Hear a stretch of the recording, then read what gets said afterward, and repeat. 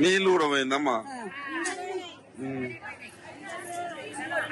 Operation చేసుకుంటే భూమి ఇచ్చిర్రు పిల్లలు ఎక్కువ అంటే ఇప్పుడు ఎట్లా మరి మీ ఇల్లు కూడా పోయింది? ఇప్పుడు మరి ఏడికి పోవాలి మరి?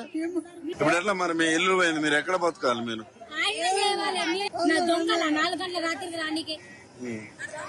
అంటే మీరు కబ్జా చేసిరు అంటున్నారు. అంటే ఇందిరమ్మ ఇచ్చిందని అంటే ఇప్పుడు మీరు ఇందిరాగాంధీ ఇచ్చింది అంటున్నారు. మళ్ళీ అదే కాంగ్రెస్ పార్టీ అమ్మ ఇప్పుడు. ఇక్కడ విచిత్రమైన విషయం ఇది కొండాపూర్, శేర్లింగంపల్లి మండలం కొండాపూర్లో ఈ సైటు.